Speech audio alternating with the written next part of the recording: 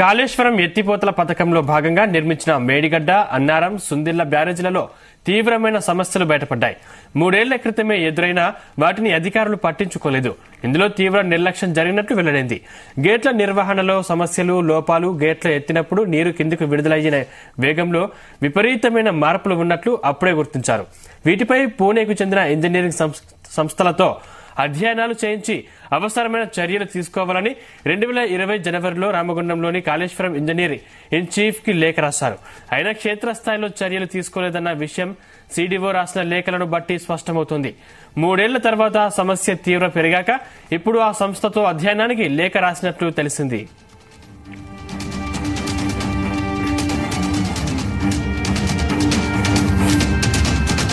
గేట్ల నిర్వహణలో లోపం, బ్యారేజీ సమీపంలో గేట్ల ఎగువన ఇసుక మేట వేయడం, పర్యావసానంగా ఎక్కువ వేగంతో నీటి ప్రవాహంతో ముప్పు వాటిల్లింది. గేట్ల నుంచి నీటి విడుదల సమయంలో ప్రవాహ వేగం నిలకడగా లేకపోవడం వల్ల రక్షణ పనులు దెబ్బతిన్నాయని కాళేశ్వరం ఈఎన్సీకి రాసిన లేఖలో సిడిఓ వివరంగా పేర్కొంది. ఒక గేటు వద్ద ఇసుక ఎక్కువగా మేట వేసినప్పుడు, దీని నుంచి పూర్తి స్థాయిలో నీరు వెళ్లలేనప్పుడు పక్క గేట్ల నుంచి డిజైన్ చేసిన దానికంటే ఎక్కువ వేగంతో నీటి ప్రవాహం ఉంటుందని సంబంధిత వర్గాలు తెలిపాయి. ఈ సమస్య డిజైన్ కు సంబంధించినది కాదని సిడబ్ల్యూసీ, పిఆర్ఎస్ వంటి సంస్థలతో అధ్యయనం చేయించి అవసరమైన చర్యలు తీసుకోవాలని సూచించాయి.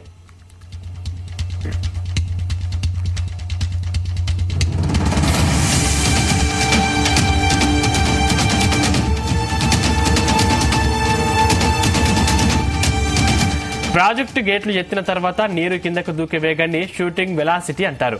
ఒక బ్యారేజీలో ఇది సెకండ్లకు 4 మీటర్లు అయితే ఇంకో బ్యారేజీలో సెకండ్కు 5 మీటర్లు ఉంటుంది. కానీ కాళేశ్వరం బ్యారేజీలో ఈ వేగం ఒకచోట సెకండ్కు 12 నుంచి 14 మీటర్లు అయితే ఇంకో చోట సెకండ్కు 16 నుంచి 18 మీటర్లు ఉన్నట్లు గుర్తించారు. అంటే ఉండాల్సిన దానికంటే 3 రెట్లు ఎక్కువగా ఉంది. దీనివల్ల బ్యారేజీల దిగువన ఉన్న సిమెంట్, కాంక్రీటు దిమ్మలన్నీ చెల్లా చెదురవడం, ఇసుక కొట్టుకుపోవడం వంటివి తీవ్ర రూపం దాల్చాయి.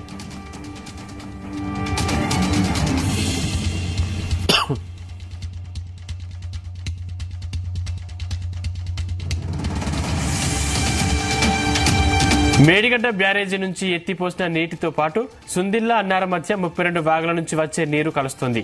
మానేరు నుంచి నీరు వస్తుంది. మేడిగడ్డ నుంచి వర్షాకాలంలో నీటిని ఎత్తిపోస్తారు. ఇదే సమయంలో పైన ఉన్న వాగుల నుంచి లేదా ప్రధాన గోదావరి నుంచి అధిక ప్రవాహం వచ్చినప్పుడు గేట్లు ఎత్తి దిగువకు నీటిని విడుదల చేస్తారు. ఈ సమయంలో షూటింగ్ వెలాసిటీ ఎక్కువగా ఉంటున్నట్లు ఇంజనీరింగ్ వర్గాలు పేర్కొన్నాయి. ఈ సమస్య వల్లే బ్యారేజీ దిగువన ఉండే కాంక్రీటు బ్లాకులు చెల్లా చెదురైపోయాయి. అన్నారం బ్యారేజీ దిగువన 300 మీటర్ల మేర ఇలా దెబ్బతిన్నట్లు తెలిసింది.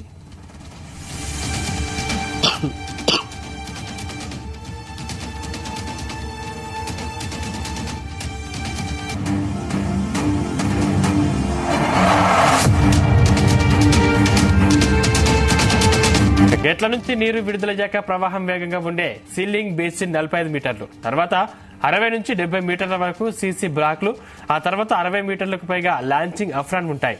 సీలింగ్ బేసిన్ లో పడాల్సిన నీరు అక్కడ కాకుండా సీసీ బ్లాకులు ఉండే ప్రాంతంలో పడటంతో అవి దెబ్బతిన్నాయి. ఇప్పుడు సీలింగ్ బేసిన్ ను మరో 60 మీటర్లు విస్తరించడంతో పాటు లోతును కూడా పెంచేందుకు చర్యలు తీసుకుంటున్నట్టు తెలిసింది. అయితే వచ్చే వర్షాకాలంలోగా ఈ పని జరిగే అవకాశం లేదు.